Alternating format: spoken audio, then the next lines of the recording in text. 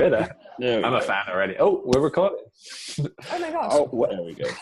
I had to leave and then rejoin. I don't know it works. It's happening. It's happening. And we missed the Linkin Park intro bit. So now people watching will be like, what are you talking about? Good old Linkin Park. Saved it. Okay. Cool. So we are recording. We're good? We're good. Yeah, awesome. Yeah, so just for some background, Katie was awesome and hooked us up for us, and Orta was nice enough to volunteer some of his time. As a lot of you know, I met with him last week to kind of throw him some challenges we have with open source since we're kind of new to the game, to figure out where we can get better as far as process, security, how to handle pull requests, the whole gamut. So he's going to kind of go over how they champion this at Artsy, since we all know they default to building open, which is totally awesome and a goal I think we all have at Buffer. So along the way, he's got tons of links in the chat, so if you don't have that pulled up, might be a good time to get that open. And if you're like me, we've been using Zoom for like a year, and it's the first time I've touched the chat, so learned something new. And I think we're going to have some good time for Q&A too, which is where I think a ton of the value here will come from as well. So without further ado, I can't do a Linkin Park intro, but Orta, take it away. Hey everyone, right. I'm going to try and share my screen now, and that should be like problem part 2. So let's try this one to that, then do this to that. Does this all work? Are you seeing slides? Yeah, okay. Yes. I see the thumbs up. Okay, cool. So this is like open source by default at Artsy. So before I talk a bit about that, I want to talk a little bit about what I ended up doing through our policies of open source by default. So I work on a very large dependency manager for the iOS community. We were like, my favorite anecdote about this is that Google announced that they were supporting CocoaPods at one of their big annual meetings, developer meetups, and like no one clapped. But it was like super controversial outside of this meetup because no one had ever heard of it, and they were just like all Android developers. But we're now on like almost 2 million apps, which accounts to roughly over half the App Store, which is why Apple are trying to replace us as a useful tool for building your own applications. The other major larger open source project I work on is called Danger, named after my wife. And it's a project that makes it easy to do code review. I heard that your Android team uses it, so we all use it. The whole Buffer web. We're huge fans. Fab. I probably don't even need to pitch to you this brilliant slide, which tries to cover like the ridiculous amount of use cases that we've found so far. This is just like internal to Artsy. Really cool project for like bringing all these things together. But like part of this, the thing that part of what's interesting is like, how did we manage to find the space to be able to build and contribute to these large projects, as well as like trying to build our own products and continue. So I work at Artsy. We are a startup that the New York Times described it pretty well. Startup aims to do for visual art what Pandora does for music, become a source of discovery, pleasure, and education. So our like tweet length pitch is we want art to become as common as music. And the way we do that is by bringing the entire art world online. So we don't aim to like replace it or to, you know, have our own version of auctions or our own shows, but to actually take other people's stuff and bring it online. The thing that makes it all possible for us to have something like open source by default was I could actually start pitching it to people based on like Artsy's value system. So I think maybe 3 years, maybe 2 years into the company, we just like tried to figure out like what is our like value system. I'm sure Buffer must have a similar process to like say, you know, when we make hard decisions, these are the things that we use as like references at the end. And our first one is art meets science. So like we should always be thinking about how we can use science to showcase other people's works. We should involve like different parts of like the art world in our actual technical parts of the company. So we are literally two separate, when we started, we were literally two separate like groups. There was pure science and pure art, and so it was a lot of like trying to make sure we had strong cross pollination between the two. And we had people of empowerment, which is a way of trying to say like anytime you make decisions that should like help people rather than like hinder them, which is like, you know, putting those really annoying popovers on the screen because, hey, it will definitely increase a KPI, but it will make like individuals' usage less fun. Quality worthy of art is make cool things, make it beautiful, but like art isn't always beautiful, but all functional. But like as long as it is there and done well for a reason, then that's an important part and aspect of like our value system. Positive energy, so you know, being nice is how I sum this one up to people, and openness. So that is simply because the art world itself is a very closed market. Like it is, you know, lots of backroom dealings, and it's very hard to get involved if you're not in the art scene. So we were trying to like find ways to like break that up a bit, in part because we want to bring more people into the space. And so having it being open makes it much easier for people to understand what's going on and what the process is. So I've been here for, I've been at Artsy now for about 5.5 years.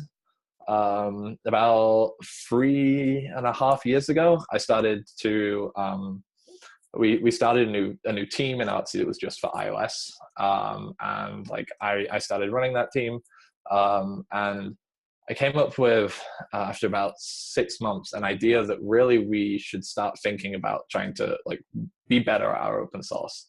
We were contributing to some larger projects. So like I had just started touching on CocoaPods around that time, but was finding it hard to actually work on that in my actual day-to-day like work time. So I pitched to like the CTO that we should, I pitched that we should make the Artsy mobile team entirely transparent. And this is what eventually became the idea of open source by default. But it started with like having to tell someone like, this is the idea of what we think we should be. So like to give some examples of what this looks like, we want to be able to put all our code out in the open. Like this is a great first step. It doesn't necessarily have to be like, it can be the last step too. We have teams that only ship the code, but never like do any of the process. So it allows people to see what has been built. We then moved on to being able to ship our process. There's beeping, so I don't know if that's to me or not. I don't know how to control this. We started moving our milestones and our discussions to only be in the public. We started to move all our code review into the public, so people can actually really get a sense of the team's culture and how we actually hold ourselves accountable on our ideas when we're trying to like discuss them back and forwards. This is really useful for us to be able to show juniors like, yes, we actually do like try and teach you through like code review rather than just, you know, expecting you to learn independently, but also be able to get really great feedback on what you're doing. And then finally, we actually try and make sure that all our QA and design is done on GitHub issues as well. This was really useful because this is where we actually start hitting some of our harder issues, and where we find that people start giving us really, really useful feedback. And I mean like people in the sense of the outside community, because in this case, these two are not particularly great examples, but we've had mega issues with like hundreds of people contributing to them that become like a central point for a lot of people's focus on what is, you know, like a canonical example of a platform-wide problem that because everybody is coming in and talking on the same point, then it becomes very easy for everyone to share the same answers and to share the same fixes. And we couldn't do this if we had a closed process. And then finally, I wanted to make it really easy to teach people how to use some of the like high-level tools and projects that we have. So we actually consider like being able to ship our code as a open source user an actual feature. And so that means that if this like 4-line script breaks, then that is like product time is classed as you have to make sure this works, because we consider like the availability of our tools to other people a like breaking feature. And a lot of this comes down to like my general sense of how we should be working. So the way the eventual way that I pitched it was kind of simple, which was that like you have one developer. One developer can affect one team. One team can affect one entire dev team. One dev team can eventually start affecting, you know, the entire of your community. And then from there, you can start affecting the entire world. And you can just start building out further and further and doing more and more by being able to like show your process and to be able to work on a larger scale. Okay, so that's literally all the slides I have, but I can start talking about some of the more interesting aspects of actually doing this. One of the things that we found most useful, and I'm going to start referencing some of my links now, so life will be easier for you guys to follow along. Let's see, on what screen am I on? Am I on this screen? Yes. Okay. Wait. Oh, I can't see chat while I'm sharing a screen. Oh, I can now. There we go. Okay, cool. So one of the hardest things for us when talking about like working in our open source is actually the apps versus libs process. We found that when we started open sourcing our applications, we had very different needs than when we would open source a library. So open sourcing a library, we would consider we're going to build a community of sorts, specifically for like dealing with maintenance and for being able to ensure that an idea continues to grow, even if we, the people that create the original idea, can like step back and let others continue. Like today, I merged 3 separate PRs to Danger without having to do any of the actual work myself, but only to be like an overall, yeah, I think this fits with the flow of where we want it to be, versus an application where we have like much more stringent rules about how we should merge code, how we should allow even running our pull requests. So like if someone does a PR from an external fork on our repos, it doesn't actually run the majority of our CI process, simply because we want to make sure that we have like secure environment variables so that nobody else can leak any of our secrets. Links are, oh, you reckon? All right, I can recopy and paste them in then. That's no problem. Maybe it is a problem. And Orta, I don't know if we're supposed to see anything on the screen right now, but I think we're on your external monitor right now. Okay. I'm glad to see you also have the Mac photo. I have the same one. No one's like, really? should I do something more interesting? But I feel good about my choice now. Okay, then I will put the chat into the chat again, if it lets me copy, and if it lets me paste, which it doesn't. What's going on then? All right, I'm going to stop the sharing for a second. Yeah, I think if you go into screen preferences and if you turn off mirroring, it should show like one desktop, but I could be totally wrong there too. Let's see. Put it in here. No, I still can't paste. Hi. So this one is just full of technical difficulties. What can I do? You reckon I can drop files in here? No. Or hey, Orta, what I'll do is I'll just copy them on my end and I'll put them in our Slack channel for you. That works. Yeah. Yeah.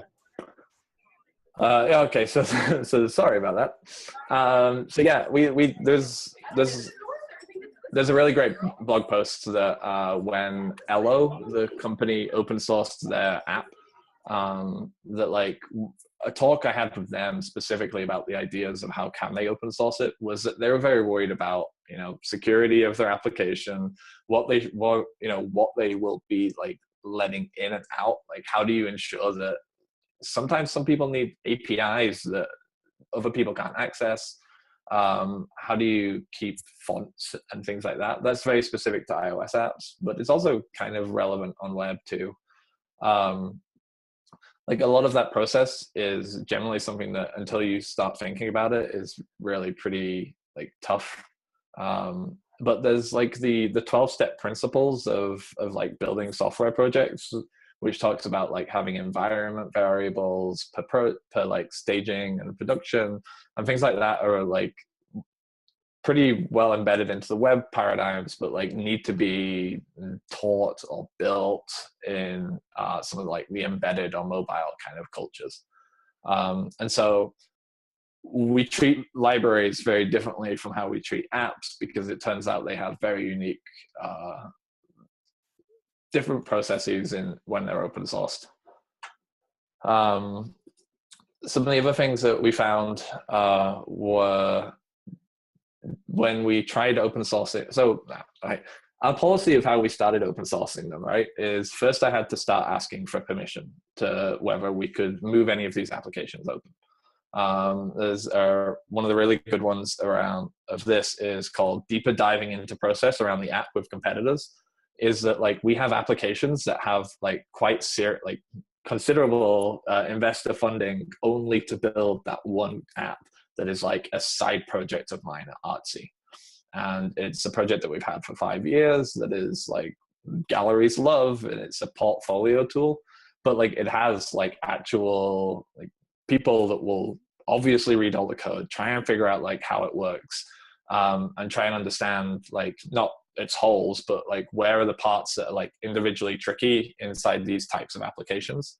And I had to sell every single person that like is a product owner that like a lot of the code itself is not intrinsically valuable. The product is, and in our case, like because our API is not available for people to be able to replicate, and most super importantly is our data is not replicatable. Then like we could make it a very easy sell, or I could make it an easy sell, that it's worth like some risk because of like the values of open source by default, the values of openness and the values of quality worthy as art, is that we can show to other people that not only like do we have what we consider the best product in this range, but that like we're willing to show our competitors that they can see like the exact same kind of things we are. They can see the process as we're building them, and still feel that we're on top of the game. It was a strange one when I received a pull request from an actual competitor saying like improving our analytics. We both share the same analytics library, and it was like, yeah, you missed this spot. I was like, bravo. And it like these things took some time to like figure out the process for doing it. That deep dive actually shows some of the emails that I sent to like C-level executives saying like, this is the pitch for why I think we should do it. This is why I don't think like it's going to put the business at risk. And like we've done it before and before again, and we have a good process for this, and we don't think that it should like put anybody at risk. And so for us, we want to make sure that our apps are buildable for people. So when we consider like native applications, we have open source versions of our fonts. So it turns out like there is an open source font scene where people are like replicating well-known fonts, and you can edit them yourself and tweak them and do whatever you want. So we actually use the exact same fonts, but just an open source variant, which probably has less ligatures or is less like, perfectly set up. So it doesn't pass like some of our tests, but it does like let people run the applications themselves. And then they always, those apps connect to our staging environments. So they can't do anything with like, they can't delete any like critical data or access any of the useful parts of the production API. But they can, in theory, like access the majority of the data as a open source client. One of the things that I'm actively working on now is like being able to say on our API, this is an open source client in the sense of like the client ID and secret. And so we can actively say like, anybody can start working against our API to like build their own things, and then they can get permission later to like have more access to different features inside the API, giving like us the ability to like keep something secret. Like we have a lot of open data through the API. That data could be, the data is definitely stuff that could be useful for competitors. And so finding ways in which we can still like provide useful data and still keep some competitive advantage is like a constant like process for us. I keep hearing beeps and I can never tell where they're from. Oh, it's from Discord. I'm gonna close it. I'll be right back. There we go. Okay, so what else? We've gone through like the process of doing it. So the process was that first we started new projects as open source by default. So an entirely fresh one with zero. So we had nothing that we could lose in doing so. We pitched it as an experiment. Waited until that became a success in the sense of like we didn't lose any. Like there was no. We didn't feel like it was slower to build in the open, or that we were like the company was losing out by having this process. And so then we started taking our existing apps and moving them open source. We did that in the mobile team over the course of 2 years, and then eventually we started moving this process back to the web. So now every single like front end specifically like project inside Artsy is now entirely open source and works in open by default. But like we don't like we don't try and pitch it to like backends or anything like that. So it's always like the client stuff, but it's never like the raw databasey accessy stuff. Like the actual teams themselves like are interested in it, but they just don't think there's any value in general. Most of the times when they like actually do something like worth showing, it tends to be like an abstraction that can go into a library. We run Grape, Ruby Grape, like an API for Railsy stuff. And that's usually like the vast majority of our app is just using that to do something else. And so there's not like, it's only pure business logic as opposed to like anything novel in their words. Like I'm sure at some point we may be able to get around to doing it, but like we have to be indefensible on our API for that somehow. I'm not sure what that looks like. We've been worrying a lot lately. We've been debating a lot lately around what licensing for this looks like. So I posted some of our legal frequently asked questions. Me and our lawyer spent some time in the past month or two to try and like really like hammer down what our expectations are with engineers around open source. So encouraging people to be able to do it, encouraging people to be able to say like, there are artsy projects and then there are personal projects that are artsy-ish.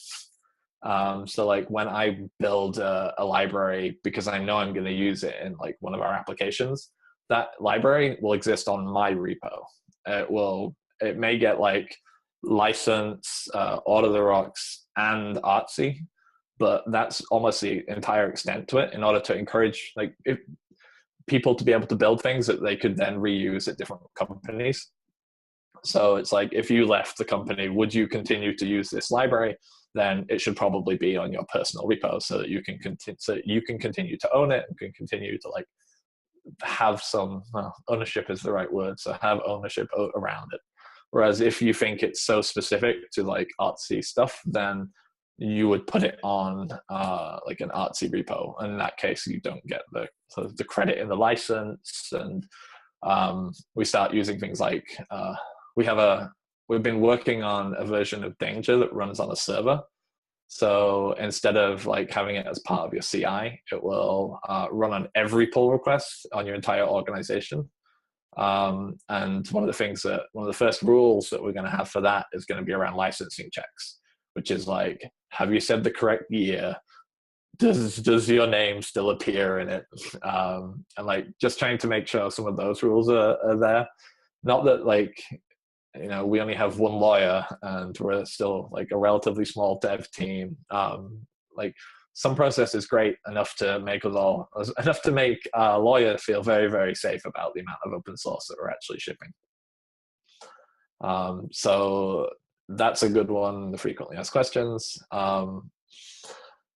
And finally, I guess, management of these kind of projects gets tough, time consuming to say the least. And so a lot of my time actually tends to be around trying to document these processes, trying to make it easy for people to contribute, and trying to treat like our apps as though they were the same as our open source libraries. So that like, if we hire someone out of the open source community, then they'll just like continue to fly really well inside our actual team's culture. So I originally moved Artsy to Slack because CocoaPods moved to Slack. And then like we have these kind of notification patterns that are very similar inside like our open source repos as well as our like internal projects. And so it should barely feel any different to contributing to an external repo as it should to contributing to like our actual Artsy ones. Does all of this make sense? Cool. I'll take some questions then. I think everyone's muted. Yeah. On that like last point, Orta, about having these communities that, I mean, in the case of CocoaPods is absolutely huge. How do you deal with the sort of developer overwhelm and almost burnout that can result, fix this now, what's this thing, I want to merge my pull request? You kind of do and you kind of just don't.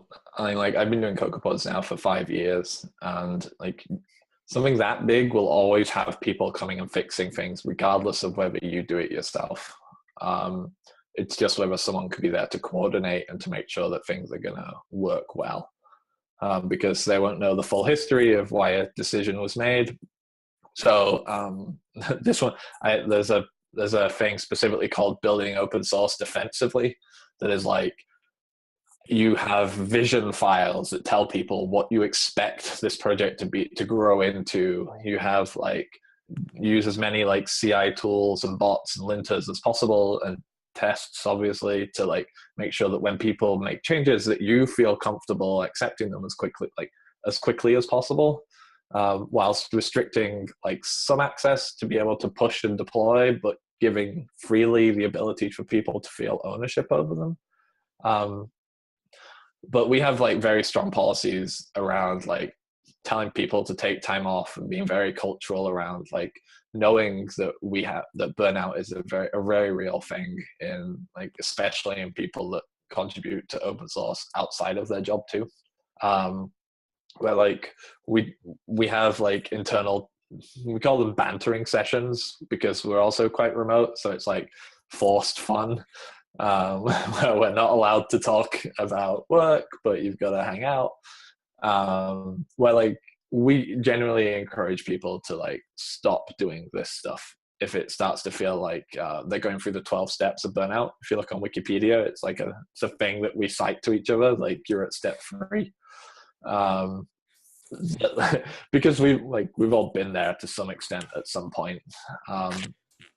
And so making people feel like they can stop, as well as making people feel like they can do it right today. Like there's been multiple times when there's been like CocoaPods emergencies, like we've taken down GitHub is a thing that we've had to address, and like I took the day off Artsy, so did someone else, simply because to imagine that I could have done any Artsy work on that day would have just been completely unreasonable. In the sense of like, I wouldn't have been able to focus on it regardless, as well as having like the entire internet shouting at you, telling you that, this project's worthless. Why would you ever build something like this? Woo, tough skin. But it is just being able to be accepting that like these responsibilities take time. And sometimes sometimes just running CocoaPods would take like a full day or 2 of a week. Luckily, like now there's a bigger team and there is like it's a much more mature product, so there's very rare like large problems. It can just take an hour or two every day of like answering issues, looking on Stack Overflow, responding on mailing lists. But feeling that doing that does not entirely disrupt from like productive time for Artsy is a really important part of being able to pull this stuff off and trying to encourage other people. We're looking into doing like a Fix It Friday, where we try and encourage like people that are less experienced in working in open source to go and fix some of the bugs that they see in open source projects on Friday, pairing with people. So last week I paired with someone on this is like the smallest bug ever in Babel, the project for translating JavaScript. If you accidentally install Babel by doing npm install -g Babel, then it gives you a CLI that just tells you to install something else. And that thing tells you to install something without a -g flag to do a global install. And so we actually fixed that little bug to check whether you should show the G or not show the G. And it was turned out to be a really interesting problem, because you think like, oh, it's going to be trivial, but it turned out to be like 10 to 15 back and forths on the GitHub issue. And it turned into a really great example to a junior at Artsy that like what you considered to be trivial, which would have been trivial if you were working inside like Artsy and you just poke someone on the shoulder, turned out to be much more difficult when working in a foreign environment and trying to figure it out with people you don't know well. Offensive programming, that's how I think about it.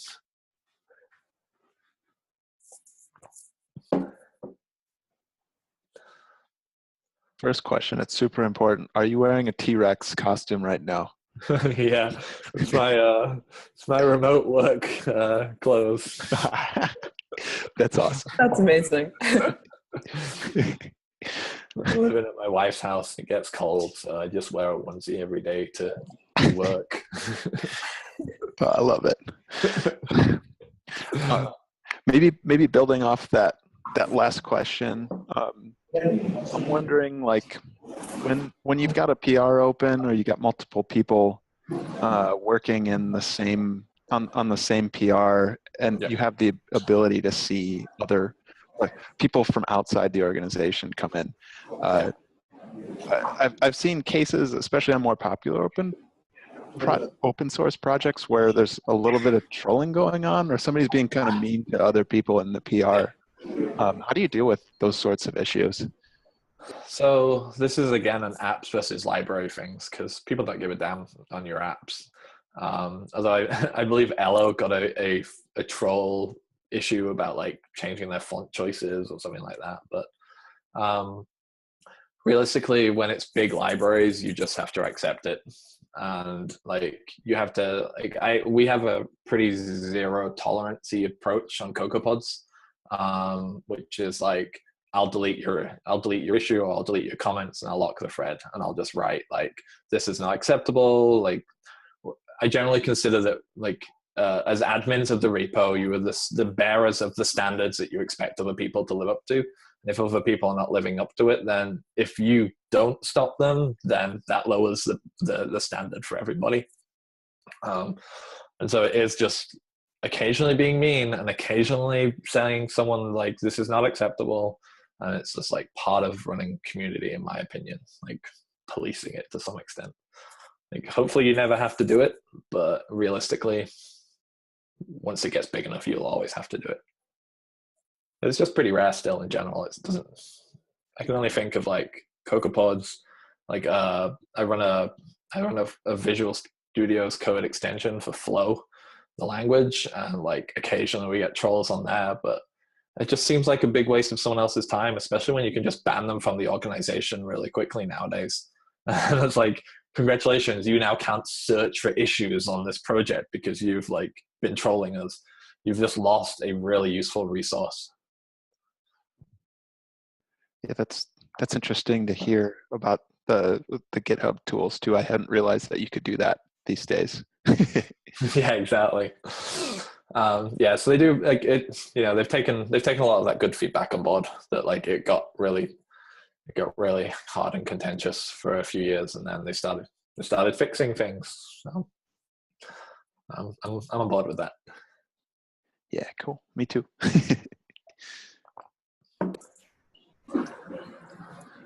I got another. Oh, sorry, Dan. You look like you were going to talk there.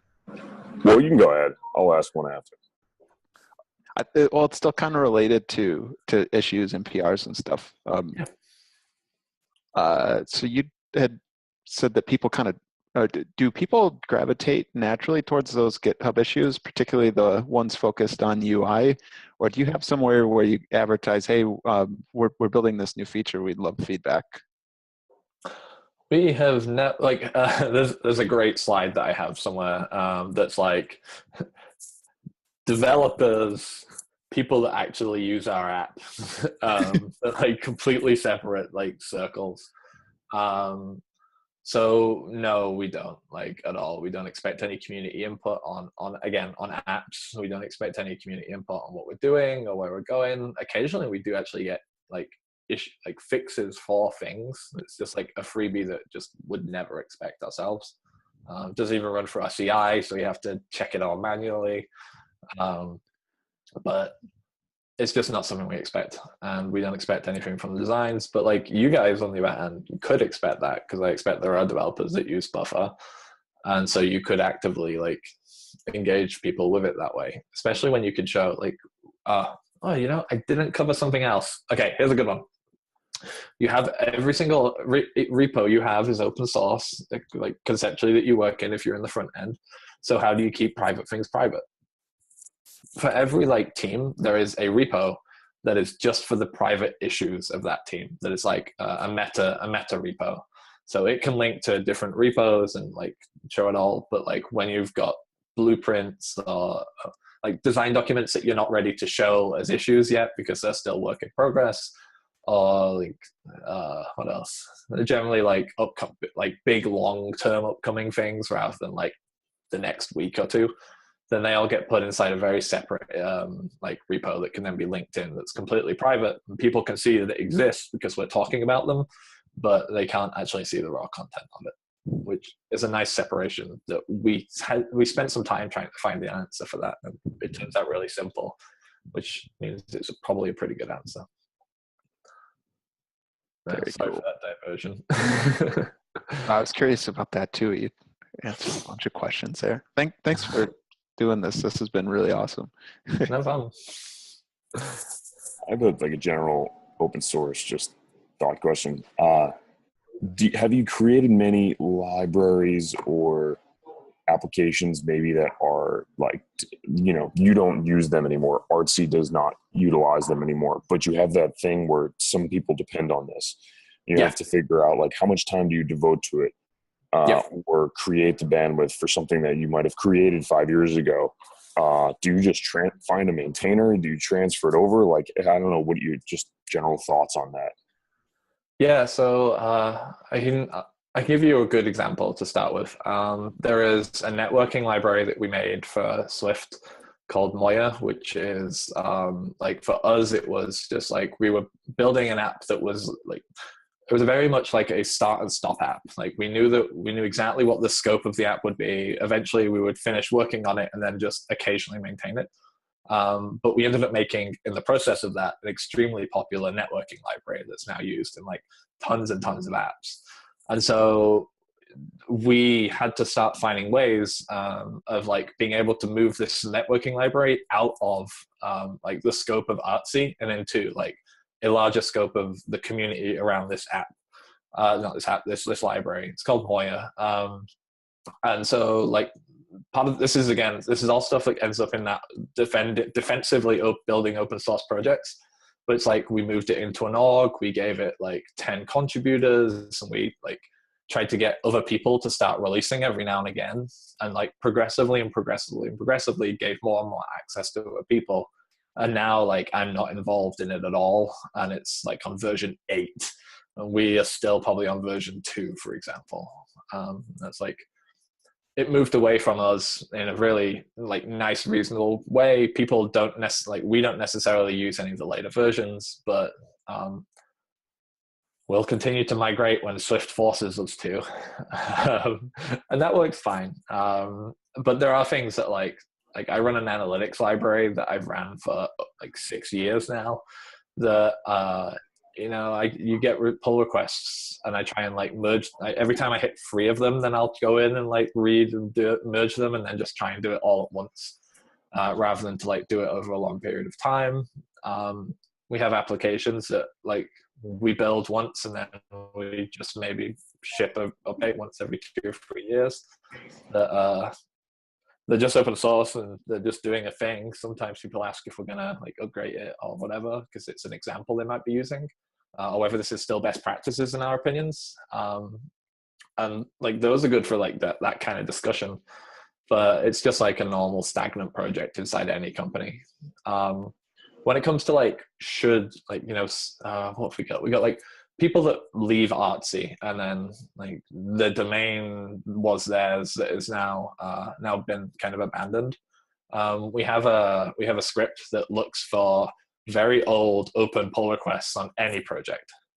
So that will inside the org, so it can't necessarily get everything, but it can get like anything that we consider like an artsy project. And so this has caught like pull requests that are 2-3 years old because the person that originally owned it and the only person that probably watched the repo has left, and then I just go in and try and handle it. Like my general role at Artsy is less of like working on product so much anymore, but more like fixing holes inside the dev team process, or like, the CEO needs a map that jiggles with things like that ends up being falling to me. So I'm free to be able to just take that 2-year-old pull request and try and get it merged, which frees up a lot of like the, some individual on a product team would be kind of nervous about figuring out what it's for and making sure tests still run and things like that. So it's nice to have a janitor. This is how I try to describe it. Yeah. Yeah. Thanks. That's helpful. I have some ideas for a project that I have that I find it hard to maintain now. Yeah. That's totally reasonable. If you like, also be honest. Like there are like I run 2 like big testing frameworks in the iOS world, and I have on the repo. It's like these are like they're stable, and I don't expect to ever build improvements myself, but I will accept other people's if they're well tested, they're well whatever, and I will make releases. But do not expect me as an individual to continue pushing it forwards. And so if you want to take that over and take the mantle, I will like help you through getting into that process after seeing that you're doing it. But like I won't make those movements. I won't make that movement myself. And so like people respond to that well because, you're just telling them the truth up front. Otherwise they'll have different expectations about what you actually want out of that library and where it's going. Yeah, that's good. That's good advice. Thanks, man. No problem.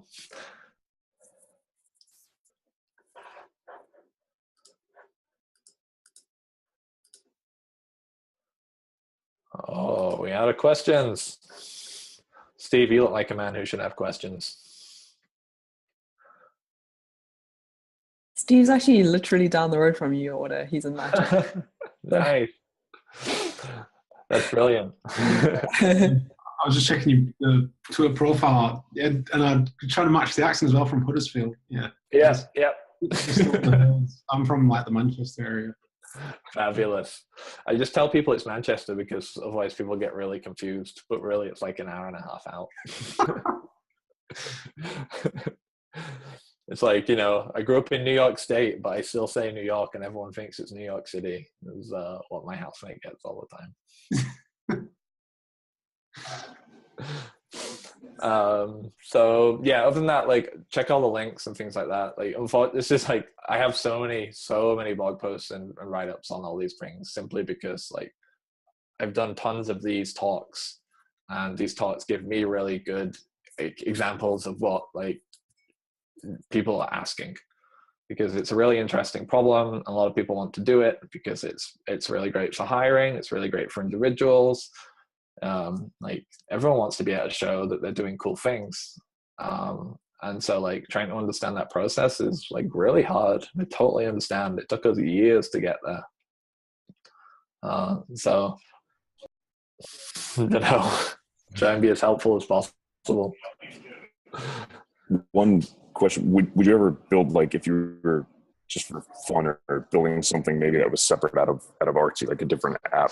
Would you build a back end full open source, or Yeah, I think it would be? Well, if I'm building it, then it's probably not going to be significant enough to be a thing. Actually, yeah, I can actually I give you a real world example. Like I'm building out a like danger as a web service for anybody, and like you're going to like people will pay to use this web service, but the entire thing is done in the open.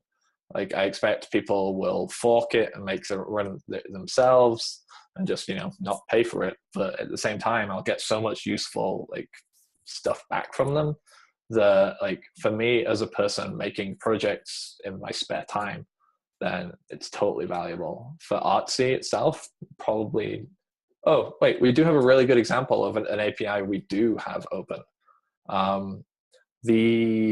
So we moved to a thing called GraphQL, which is like a Facebook tech for like reducing the amount of data you send up and that you send down. It's super useful for mobile because it allows you to coalesce a lot of networking requests into one, and it's stunning. I'm really impressed. And so that is actually considered, it's an API that is considered a front-end project. So it is open source. So anybody can go and see like how we have implemented it, but all it really is like a facade to our real API. So none of like the database details or anything like that is in there. It's just it's like an API like coalescer that is considered a backend project-ish, but is actually entirely in the open. Cool. Good to know. Thanks, man. No problem. That is, put the link in at the bottom too.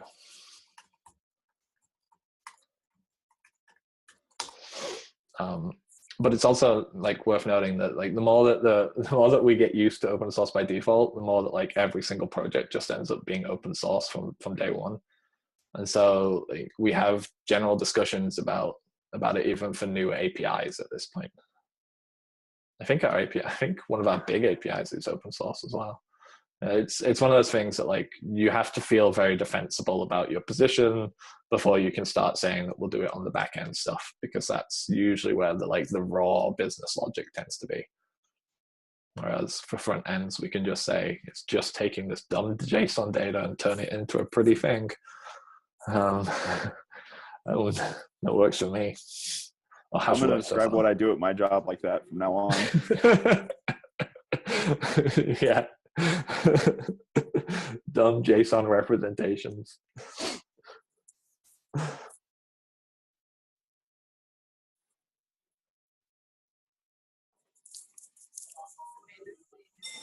Cool. Do you have any more questions? I have a real quick one. Go ahead. You always do.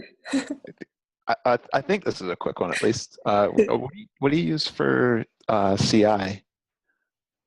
Everything, actually.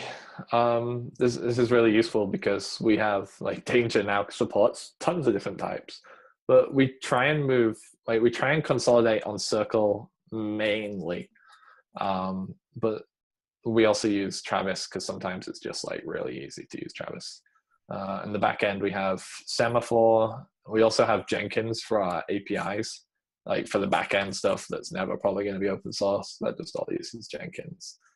It's terrible to watch. And like realistically, for all mobile stuff specifically, because it's so difficult to maintain any of that kind of infrastructure, like I would pay whatever is required for like hosted Mac server stuff rather than try and run it myself. Because we started out doing that way, and I wasted a lot of time on it. And I'm willing to trade some money for time in this case. It's been really good. Like I think CIs are things that are really improving. We're starting to look at Docker for some of this stuff as well. which should provide even more stability in our CI, because that tends to be the problem where we see most. Works on my machine, but doesn't on CI.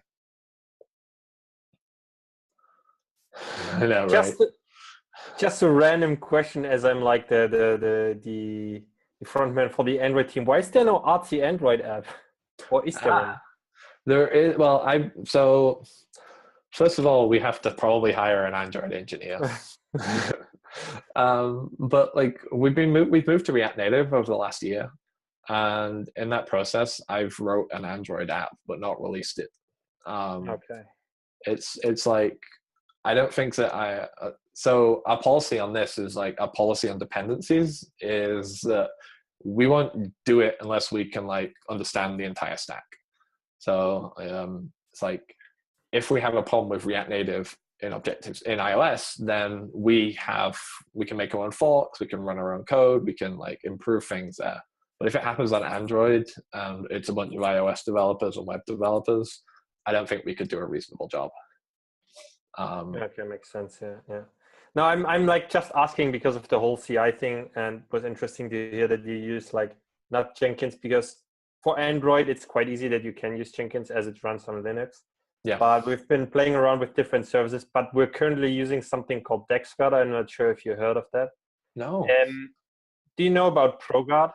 Yes, definitely. Like, yeah, and it's like a version of that where you pay for it. It does a bit more because we had a hack and there are some strings in there we don't want to be out. So that would be my main concern, opening that repo.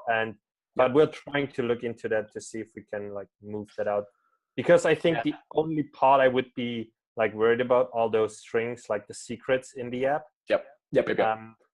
How do you do that? You have, I think, like replacements for your staging API, right? Yeah, so in our apps, we use, so I built a thing that it built into CocoaPods. There's like a plugin API. So it will inject these environment settings at runtime, at compile time. And then it uses like, it does string obfuscation inside it. So effectively it creates like a text file for each one, and then like keeps track of the individual values inside that text file and then pulls them out at runtime. So you can't run strings on our apps. And like concepts like that are the things that like I would build for our Android support in order for that to work, because strings are how these things get leaked really easily. Yeah. I think Android is a special one because it's quite easy to like get the APKs and decompile them. Oh yeah, so totally. That's why we went with DexGuard, but that's cool one to figure out. Yeah, it's and like that is just a community standard like ProGuard and DexGuard. So like I assume that it's a pretty good way of doing it. Yeah, but the only thing with sorry. No, please. The only thing with DexGuard is that it's hard to use like services to run it, because you need to like install it and it's by a license. So ProGuard is always there and DexGuard isn't. So yeah. Well, do you deploy via CI, which is what we ended up doing? Yeah. We'll just click the button and he puts it to Google Play. Yeah. Then it's like we don't like we have some of that problems because the boat is higher, like for iOS security, in the sense of like you have to decrypt on a jailbreaking device, and then you have to like start pulling things out in a lot more difficult ways. Yeah. And to my knowledge, no one's done it to us. But I know it happened to Twitter, so it can happen to anybody. If you can attach a debugger at runtime to any application, then effectively it's all gone anyway. Yeah, true. Cool. Ooh, memory.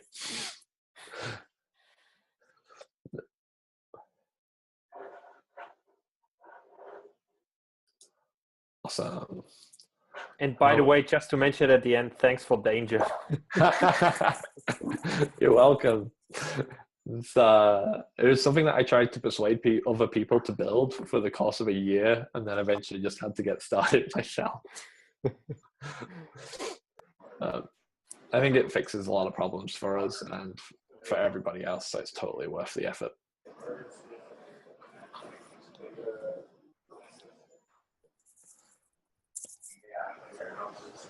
Awesome. Thank you so much. Jordan, I don't know if you were going to say something.